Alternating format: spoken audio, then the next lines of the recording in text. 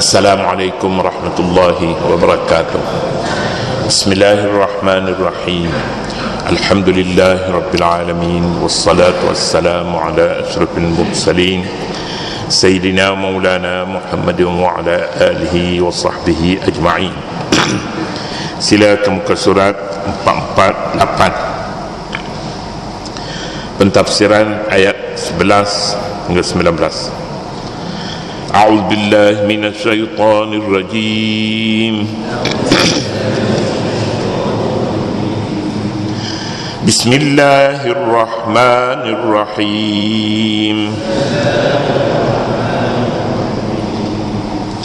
وَذَرْنِي وَالْمُكَذِّبِينَ أُولِي النَّعْمَةِ وَمَهِّلْهُمْ قَلِيلًا.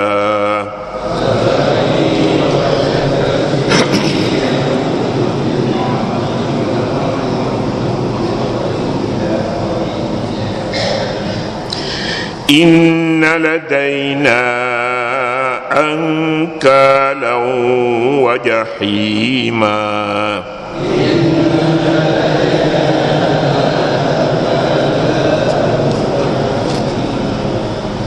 وطعاما ذا غصة وعذابا أليما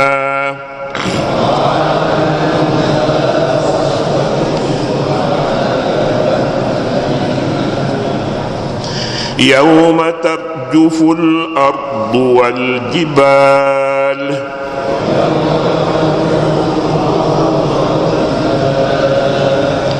وكانت الجبال كثيبا مهيلا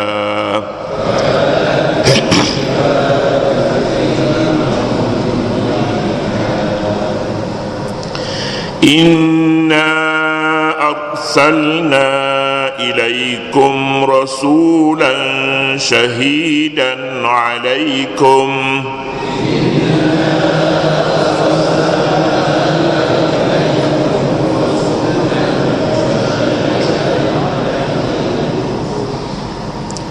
sekali lagi. Inna arsalna ilaikum rasulan syahidan alaikum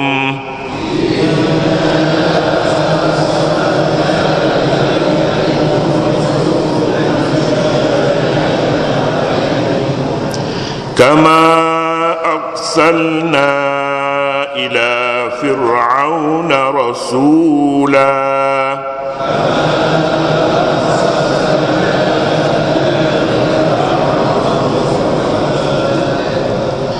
فعصى فرعون الرسول فأخذناه أخذا وبيلا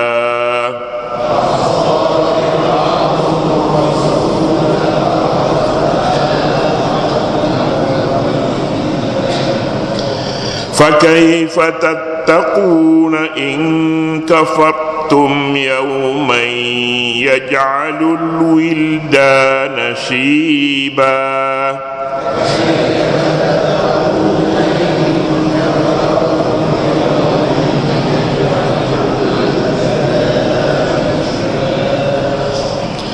السماء منفطر به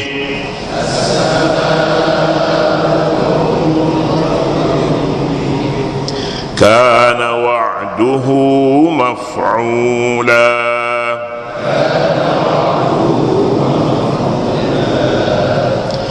إن هذه تذكرة فمن شاء اتخذ إلى ربه سبيلا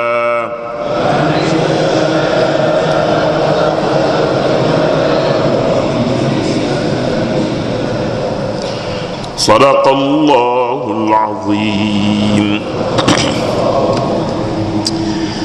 Wazarni wal mukadzibina ulin na'mati wa mahilhum qalila. Dan biarkanlah aku sahaja bertindak terhadap pendusta-pendusta yang berada dalam kemewahan, dan berilah tempoh kepada mereka sedikit masa. Inna ladaina ankalan wa jahima, kerana sesungguhnya di sisi kami disediakan belenggu-belenggu dan neraka yang menjulang-julang. Wa ta'aman za ghussatin wa 'adzaban alima, dan makanan yang mencekikkan dan azab seksa yang tidak terperi sakitnya.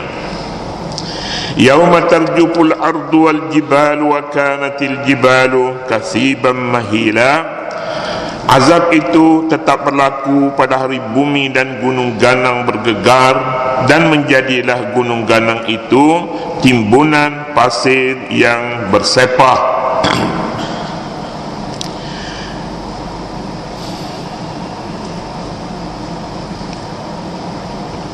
Ya, Allah.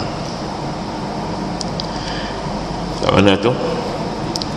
فَكَيْفَ تَتَّقُونَ إِنْ كَفَرْتُمْ يَوْمًا يَجْعَلُ الْوِلْدَانَ كَثِيبًا مَهِيلًا إِنَّا أَرْسَلْنَا إِلَيْكُمْ رَسُولًا شَاهِدًا عَلَيْكُمْ, sesungguhnya kami telah mengutuskan Rasul yang menyaksi terhadap kamu, kama arsalna ila fir'aun rasula, sebagaimana kami telah mengutus kepada Fir'aun seorang Rasul. Ya, kita teruskan kepada muka surat 450. Katanya, biarkan aku saja bertindak terhadap pendusta. Nabi kita SAW dalam menghadapi umatnya, setelah Allah Subhanahu wa ta'ala meminta supaya Nabi bangun, ya ayyuhal muzammil qumil laila illa qalila, bangunlah pada waktu malam. Bangun di sini kadang-kadangnya dia membawa arti bangun daripada tidur pergi semayang. Di sini nampaknya dalam ayat dalam perenggan yang kita baca ini, wazarni wal mukazzibin hingga seterusnya, Nabi bangun untuk bekerja menyampaikan wahyu, bangun bekerja untuk berdakwah. Jadi dalam dakwah ini Nabi SAW menghadapi berbagai-bagai keadaan. Ada orang yang ingin membunuh Nabi dan mengatur jalan-jalan bagaimana Nabi ini boleh dibunuh. Yahudi berbuat demikian. Kerana berbuat demikian, bukan saja terhadap Nabi Muhammad, kaum Yahudi pernah melakukan terhadap Nabi-Nabi mereka bunuh Yahya, Nabi bunuh Zakaria, mereka cuba membunuh Nabi Isa alaihissalam, dan banyak lagi. Jadi tidak ganjil jika umat Nabi Muhammad juga ada yang bertindak begitu, ingin membunuh Nabi, satu amalan yang sangat buruk. Jadi kalau cabaran yang dihadapi oleh Nabi ini begitu besar dan banyak ragamnya, bukan saja setakat mendustakan, tetapi ingin mencederakan Nabi dan selanjutnya menghapuskan Nabi. Kalau begitu Nabi SAW perlu mendapat kekuatan yang lebih. Belum cukup dengan apa yang ada. Lalu Allah Subhanahu wa ta'ala memberi jaminan kepadanya, wahai Muhammad, zarni wal mukazzibin ulin na'mati wa mahilhum qalila. Zarni wal mukazzibin, biar aku. Zarni itu maknanya biar aku dengan pendusta-pendusta yang mempunyai kemewahan itu, tapi berilah sedikit masa. Beri sedikit masa. Ini sunnatullah, sunnah Allah. Kalau kita berbuat amal baik pun balasan baik tidak segera. Kalau kita buat jahat pun, kaki maksiat pun, dosa ke atas mereka tidak juga segera. Ini sunnah Allah. Tidak boleh kita minta supaya disegerakan. Itu salah dengan peraturan bumi, salah dengan sunan al-kaun, sunnah alam ini, salah dengan adab yang diatur oleh Islam. At-ta'anni minar rahman wal ajalatu minas syaitan. Al-ajalah maknanya bersegera, itu syaitan. Berhati-hati, berteliti, itu daripada Tuhan yang bersifat ar-Rahman. Dosa yang dilakukan oleh manusia, tunggu masa. Allah tidak pernah menyegerakan, tapi diberi tempo bagaimana? Tempo supaya mereka mengakui kesalahan mereka dan segera bertobat, dan Allah Subhanahu wa ta'ala akan bertindak baik terhadap mereka. Jika tidak, Jika tidak ada pun, segera amalan buruk segera dilakukan. Ini dapat disaksikan oleh pelaku-pelaku maksiat sendiri. Jika dikatakan AIDS berpunca daripada penyakit yang sangat keji, perbuatan sangat keji di dalam masyarakat, penyakit ini tidak datang dalam masa 24 jam. Tidak. Kadang-kadang bertahun-tahun lamanya seorang itu sehat walafiat, sehat, tak ada apa-apa, tapi selepas daripada 10 tahun dia menderita sampai mati, menderita, hingga kan orang itu mengetahui, dia pun merasa bahawa ini adalah akibat daripada dosa yang dilakukan beberapa tahun yang lalu, begitu. Artinya mengapa tidak disegerakan? Ini sunnatullah. Kalau dengan Nabi SAW terhadap musuh-musuh Nabi diminta oleh Allah, bukan minta, Allah memerintahkan supaya jangan minta disegerakan, jangan minta disegerakan. Ini bertentangan dengan peraturan yang ada, peraturan Allah, namanya sunanil kaun, undang-undang Allah. Jangan minta disegerakan. Kalau minta disegerakan akan jadi benda lain pula. Allah Subhanahu wa ta'ala boleh melakukan sesuatu dengan kun fayakun. Kun fayakun, jadi maka jadilah. Tapi itu bukan peraturan Allah Subhanahu wa ta'ala untuk mengajar manusia bahawa tiada perkara yang boleh dibuat dalam sekelip mata. Kalau melakukan menciptakan langit, Allah Subhanahu wa ta'ala mengambil masa, takkanlah benda-benda lain juga tidak begitu. Sedangkan Allah Subhanahu wa ta'ala, dia hanya yang menciptakan langit tapi mengambil masa. Hari Sabtu Allah Subhanahu wa ta'ala bersemayam di atas, disebutnya alal arsy, bersemayam di atas aras, dan seterusnya. Kita ikuti dikatanya, biar aku saja bertindak terhadap pendusta, biar aku saja. Maknanya tidaklah bermakna Allah Subhanahu wa ta'ala curigakan Nabi Muhammad ingin mendapat bantuan daripada kuasa-kuasa besar untuk menghadapi musuhnya. Tidak. Zarni, biar aku saja bertindak terhadap mereka. Fasbir sabran jamila, bersabarlah kamu dengan sabar yang baik. Inna ladaina ankanun wa jahimah, dan seterusnya. Ayat terdahulu membayangkan Nabi SAW dilontar dengan berbagai-bagai tuduhan dan kata-kata kesat daripada kaum musyrikin. Untuk menghadapinya, baginda disuruh agar bersabar dan jangan bertindak apa-apa terhadap mereka. Jangan bertindak terhadap apa-apa. Ini satu teguran kepada guru, kepada semua pendakwah. Nabi SAW sebagai contoh. Jadi pendakwah dan siapa saja pengikut umat Nabi Muhammad yang mengikut nabinya, bertindaklah secara waras, bersabar sebelum melakukan apa-apa tindakan. Tidak rugi bagi mereka yang bersabar, tidak rugi kerana itu perintah Allah kepada nabinya.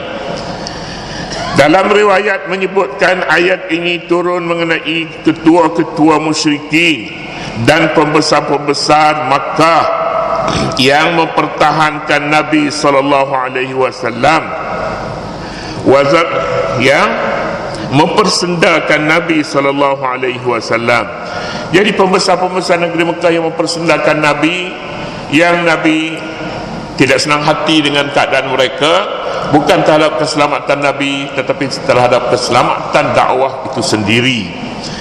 Lalu Allah Subhanahu wa ta'ala turun firman-Nya, wazarni wal mukazzibin, dan biarkanlah aku sahaja bertindak terhadap pendusta-pendusta yang berada dalam kemewahan, ulil na'mati, dan berilah tempoh kepada mereka sedikit masa. Kalau kita lah melakukan sesuatu ancaman, tiba-tiba ada Tok Mulu katanya, tak apa, sabarlah, kita buatlah macam mana pun, nanti kita buat. Takkan kita merasa dapat sedikit kekuatan? Kita berkelahi dengan kawan kita, kita balik ke rumah cakap kepada bapak kita kata, nanti biar nanti aku jumpa, aku tapak kepala dia. Takkan kita ni senang hati, rasa besar hati, tapi tak ada lah yang begitu, tak patutnya begitu. Ini orang yang memuja anak, memuja. Jangan permanjakan anak-anak, Jangan permanjakan sehingga apa sahaja yang dilakukan oleh anak kita benar ke tak benar ke, kita bersama dengannya. Tidak. Di sini Allah Subhanahu wa taala mengajar Nabi supaya rasa dulu sendaan yang dilakukan oleh kaum musyrikin terhadap Nabi. Dia dulu rasa dulu betapa peritnya perasaan untuk menghadapi kumpulan musyrikin ini.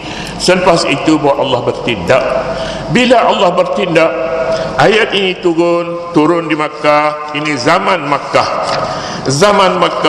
Allah bertindak terhadap musyrikin ini bila dalam peperangan Badar dan Uhud.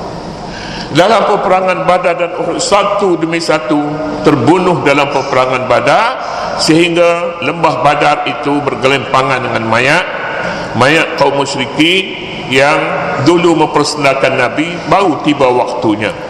Berapa lama? 10 tahun. Kalau surah ini turun di Makkah, Nabi berada di Makkah selama 10 tahun. Surah ini membayangkan permulaan dakwah tentangan yang begitu hebat berlaku pada permulaan dakwah. Kemudian berlaku pulanya peperangan Badar pada tahun kedua Hijrah, artinya lebih 10 tahun. Nabi berada dalam keadaan sabar, dan kesabaran Nabi kita dapati cukup tinggi. Pernah Nabi diancam, pernah Nabi berada dalam keadaan yang sulit, susah, pernah diputus hubungan dengan musyrikin Quraisy menawar berbagai tawaran kepada Nabi. Kalau mau harta, mahukan bomo, mahukan perempuan, kami semua sedia beri kamu, tapi berhenti daripada menyebarkan dakwah ini kerana kami tidak boleh menerima sama sekali. Mahukan sesuatu, cakap kepada kami, kata mereka. Orang-orang yang namanya Abu Jahal, namanya seperti Utbah bin Rabi'ah, Umayyah bin Khalaf, ini nama-nama orang yang tokoh-tokoh besar di kalangan kaum musyrikin yang mempunyai kekuatan. Apa yang mereka janji pasti mereka dapat lakukan. Tapi Nabi menolak semuanya itu. Tolak, tiada tawaran macam ni. Kalau sekarang orang kata dedak lah, mau nak makan jenis dedak mana boleh bagi. Tapi Nabi SAW dia kata, wallahi law kanat asy-syamsu fi yamini wal qamaru fi yasari ala an atruka hadzal amra ma fa'altu hatta uhlaka dunah. Demi Allah, kalau matahari diletakkan di tangan kanan dan di tangan kiriku bulan, katanya supaya aku berhenti menyebarkan dakwah ini, aku tidak akan berhenti sama sekali, katanya, sehingga aku binasa kerananya. Hatta uhlaka dunah, hinggalah aku mati kalau mempertahankan Islam ini. Katanya, wazarni wal mukadzibina ulin na'mati wa mahilhum qalila, dan biarkanlah aku saja bertindak terhadap pendusta-pendusta yang berada dalam kemewahan, dan berilah tempoh kepada mereka sedikit masa. Perkataan zarni terjemahannya biarkanlah aku saja, memberi pengertian amaran dan ancaman. Biarkan aku saja, ini satu amaran. Kepada siapa amaran itu? Kepada kaum musyrikin. Mengapa Allah Subhanahu wa taala meminta supaya biarkan dia saja, jangan orang lain campur tangan dalam hal ini? Ini artinya sekaligus memberi kepada Nabi nafas baru. Yang kedua, untuk memberitahu kepada kaum musyrikin bahawa ancaman yang mereka lakukan terhadap Nabi itu besar, sehingga apa saja yang nak dilakukan terhadap mereka, nak hantar tentera nyamuk ke, nak hantar tentera daripada padang pasir ke untuk mereka, bukan orang lain yang menghantar, tapi aku yang menghantar, aku yang bertindak. Ini menunjukkan ayat pertama sekali merangsang pada Nabi, yang kedua menakutkan musuh-musuh Nabi. Maksudnya, serahkan sahaja kepada aku untuk bertindak terhadap pendusta dan para penentangmu, kerana dakwah yang engkau perjuangkan itu adalah dakwah aku. Engkau hanya penyampainya saja. Jadi tidak ada sebab mengapa kamu yang hendak menjadi mangsa mereka tidak. Dakwah itu dakwah aku, zarni wal mukazzibin. Kalau itu kerja Allah, maka Allah yang akan bertindak. Ini bukan kerja Nabi. Nabi hanya penyampai. Tidak lama kemudian setelah kedudukan Islam menjadi kuat, mereka dapat mengalahkan para pendusta ini dalam peperangan-peperangan seperti Badar, Uhud, Hunain, Ahzab dan lain-lain lagi. Selain itu, mereka juga sedang menunggu azab Allah pada hari kiamat.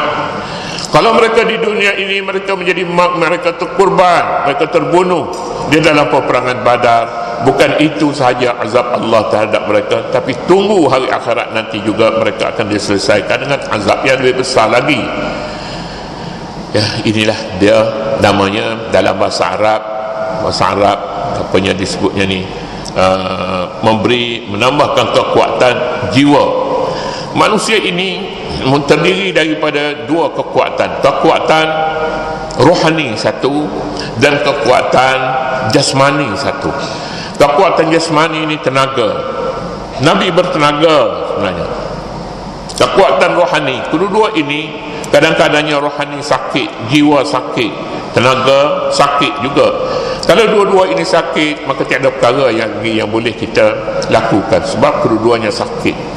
Nabi SAW tidak pernah mengadu tentang kesakitan jasmani, tetapi rohaninya pernah mengadu, kerana rohani ini nanti akan menjaminkan kekuatan dakwah itu sendiri. Jadi kalau begitunya dalam hadis, dalam ayat ini, dalam perenggan ini menyatakan kepada kita, mereka itu telah disempurnakan, telah dibalas terhadap mereka.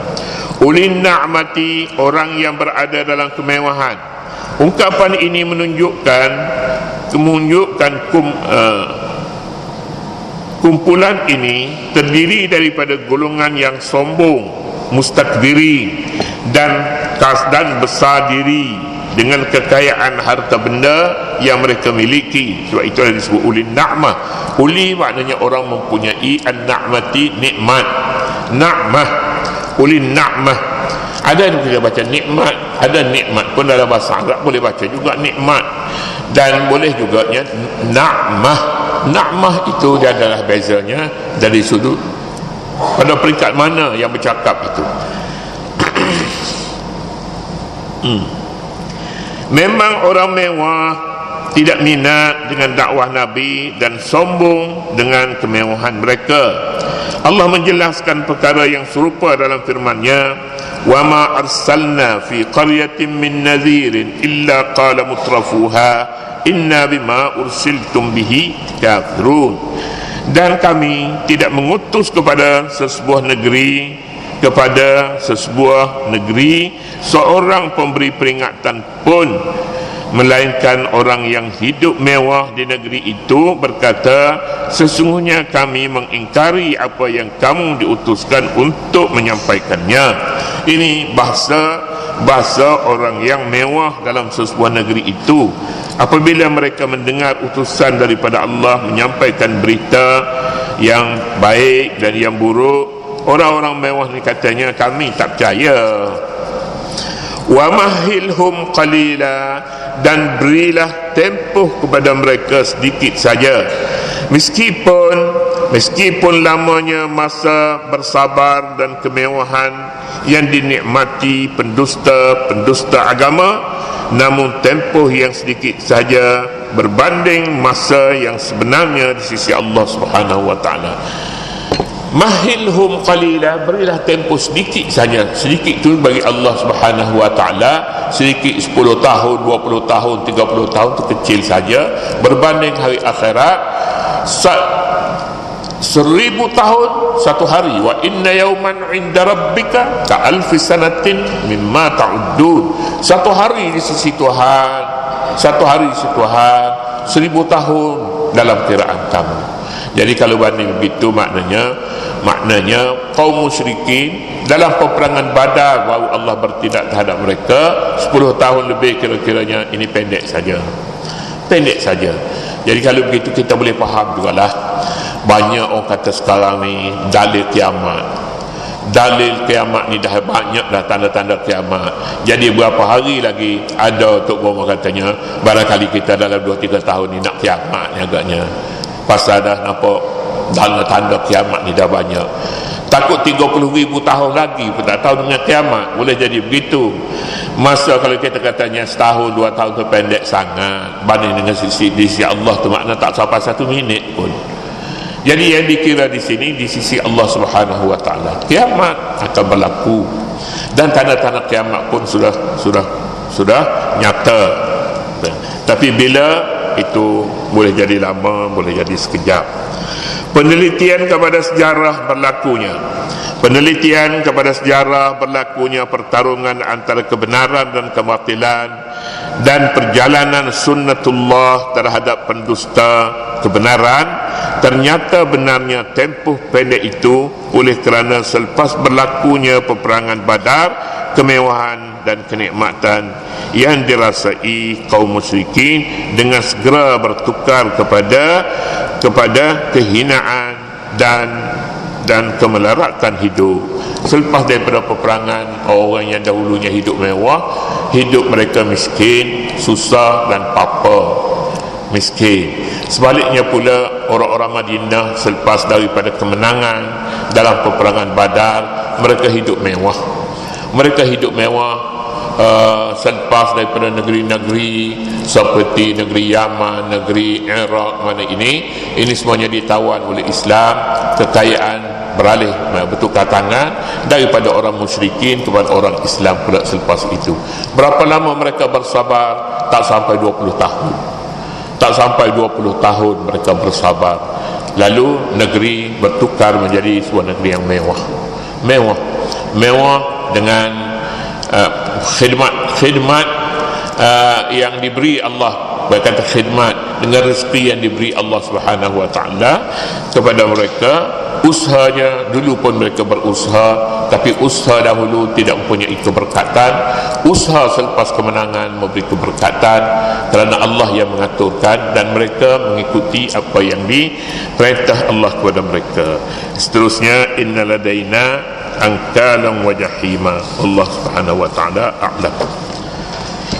أعوذ بالله من الشيطان الرجيم. بسم الله الرحمن الرحيم.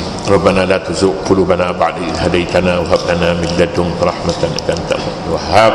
اللهم آت أنفسنا تقواها وزكها أنت خير من زكاها أنت وليها ومولاها.